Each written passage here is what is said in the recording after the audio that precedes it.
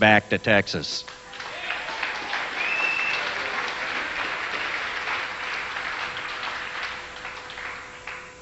But after I was done with my search, I landed with a fella who I'm going to talk a little bit about with you, because I know it's late and it's still a beautiful night, and you may want to take a walk through the amusement park and just kind of relax on a beautiful summer night here in Iowa. I met John Edwards in 1998. I was running for Congress here in the state of Iowa, and he was running for the U.S. Senate in North Carolina.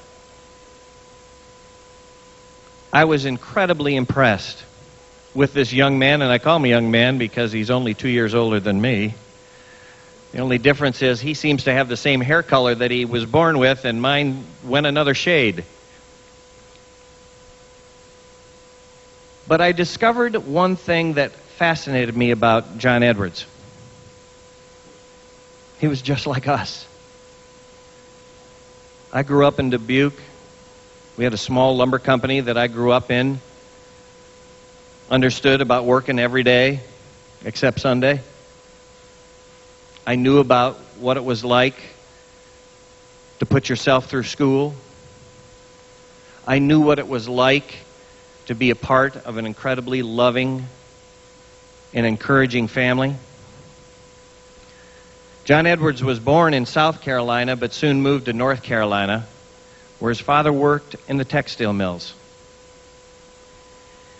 And you're going to find is when you meet John that this is a man who comes from very common stock, who spent his days in high school and college crawling through the ductwork of those old mills, cleaning out all the lint, and coming home covered in lint and grease.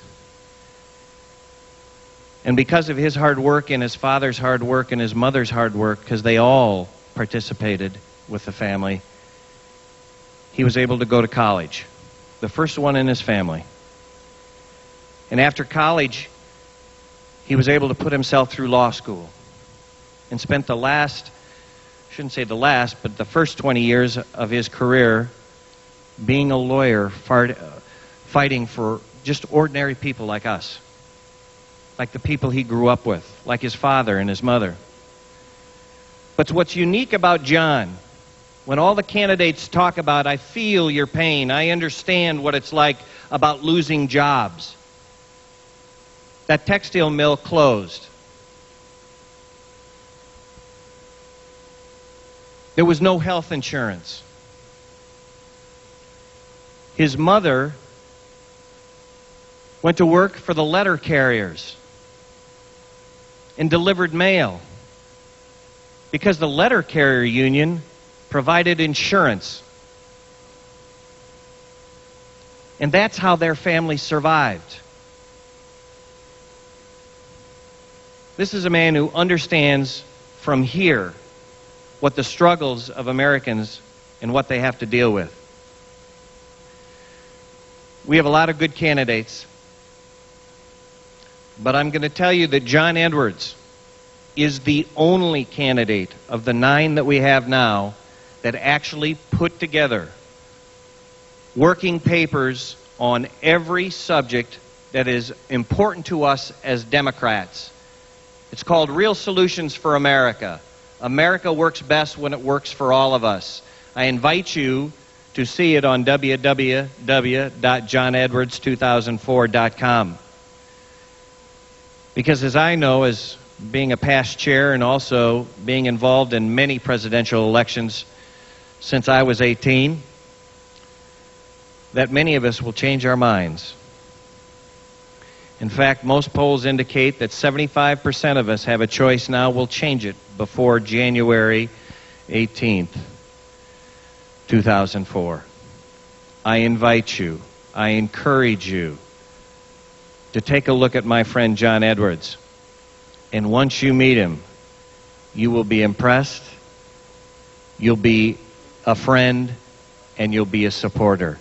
I wish all of you well up here in Dickinson County. Regardless of who our nominee is, let's go out and kick George W. Bush out of the White House. Thank you very much. Wes Mitchell from Dickinson County News is over here. Would like to talk with us. Ladies and gentlemen, that ends the speaking part of our program. I want to say one thing. My wife had surgery yesterday afternoon in Des Moines, and we came home today at 3 o'clock. And I want to know she's watching at home, and I want to say hello to her and thank you for allowing me to do what I do. Thank you to my sons and my mom and dad who are also here tonight. It was a great day for Dickinson County Democrats. It was a great day for us, but now your work starts. We have a great band. By the way, we'll be re-airing the comments from Howard Dean here from Arnold's Park in Iowa at about 11:30 Eastern here on C-SPAN. And there's more about politics tomorrow morning on Washington Journal as we speak to political reporters in New Hampshire, South Carolina, Iowa, and in California. Also, we'll talk with foreign correspondents in Pakistan and Liberia and discuss aviation security with a consultant in the field, Michael Boyd. Washington Journal's at 7 a.m. Eastern. And there's more from the Democratic campaign trail in Iowa tomorrow afternoon with Carol Mosley Braun from Waterloo. We'll show that at 5. Followed by the Reverend Al Sharpton campaigning in Sioux City. That's at 6:30 Eastern tomorrow. And on Saturday, Congressman Richard Gephardt takes his presidential campaign to New Hampshire. We'll have live coverage of his remarks from an outdoor barbecue in Manchester, starting at 6 p.m. Eastern.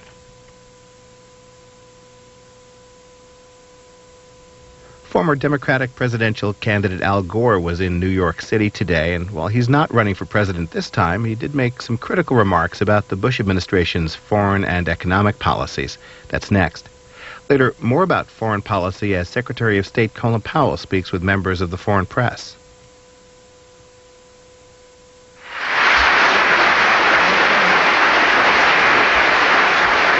Thank you very much.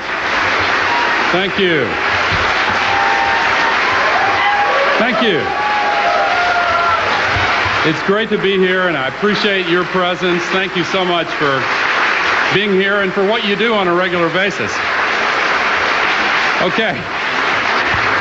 I want to especially thank MoveOn.org for sponsoring this event, and NYU for letting us use this beautiful facility, and the NYU College Democrats for co-hosting it and co-sponsoring it. I appreciate it very much. Thank you, Michael Phillips and Eli Pariser. Special thanks to my former colleague, John Bradamus. I appreciate your kind words, and Tipper and I are delighted to be with you today. Some of you may remember that the last time I talked formally on the topics that we're here to talk about today was a little less than a year ago in San Francisco, when I argued that the President's case for urgent and unilateral preemptive war in Iraq was less than convincing and needed to be challenged more effectively by the Congress.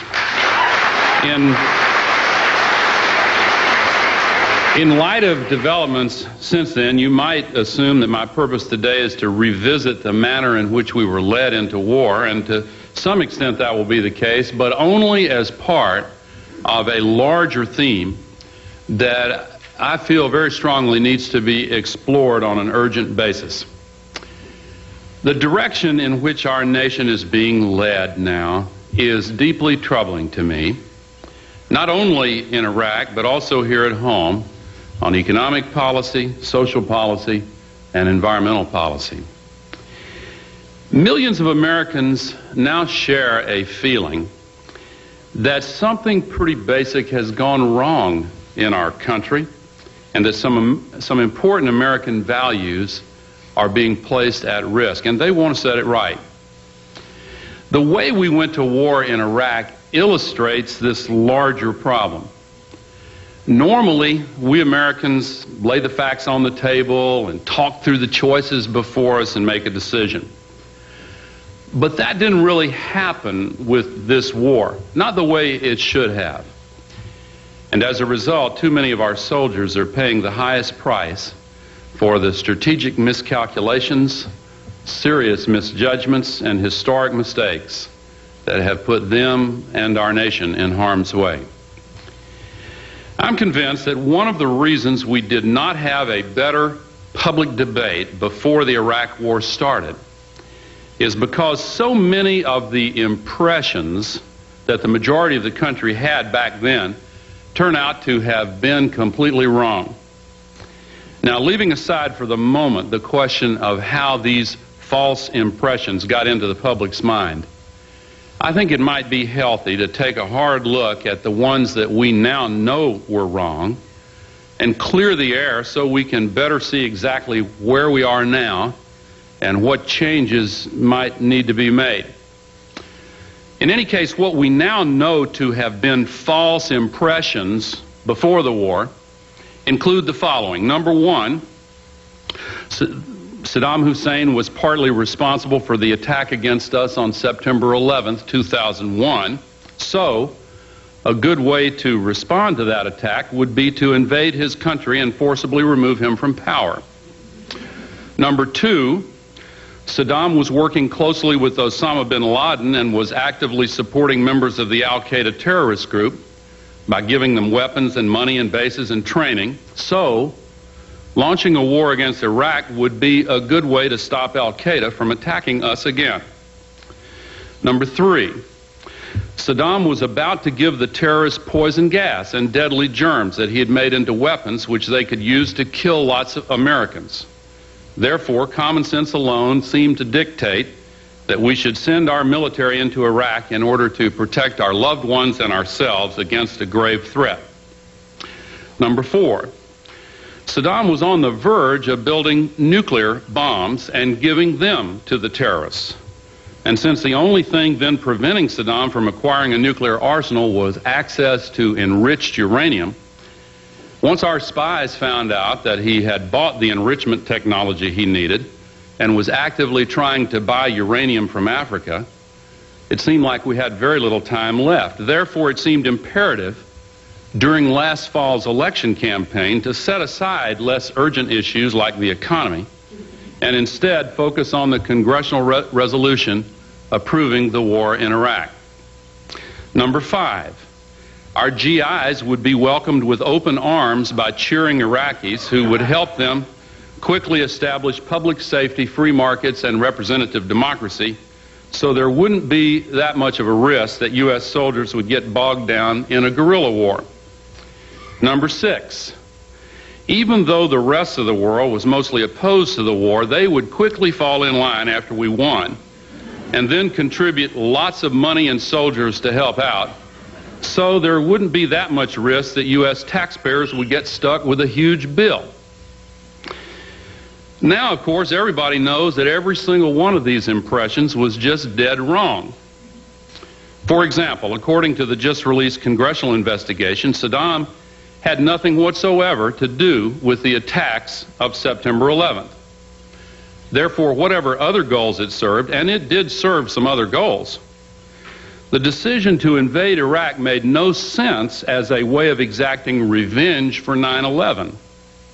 To the contrary, the U.S. pulled significant intelligence resources out of Pakistan and Afghanistan in order to get ready for the rushed invasion of Iraq, and that disrupted the search for Osama at a critical time. And the indifference that we showed to the rest of the world's opinion in the process undermined the global cooperation we need to win the war against terrorism. In the same way, the evidence now shows clearly that Saddam did not want to work with Osama bin Laden at all, much less give him weapons of mass destruction, so our invasion of Iraq had no effect on Al-Qaeda other than to boost their recruiting efforts. And on the nuclear issue, of course, it turned out that those documents were actually forged by somebody, though we don't know who. And as for the cheering Iraqi crowds that we anticipated, unfortunately, very unfortunately, that did not pan out either, so now our troops are in an ugly and dangerous situation. Moreover, the rest of the world certainly is not jumping in to help out very much the way we expected, so U.S. taxpayers are now having to spend $1 billion every week. In other words, when you put it all together, it was just one mistaken impression after another. Lots of them. And it's not just in foreign policy, because the same thing has been happening in economic policy, where we've also now got another huge and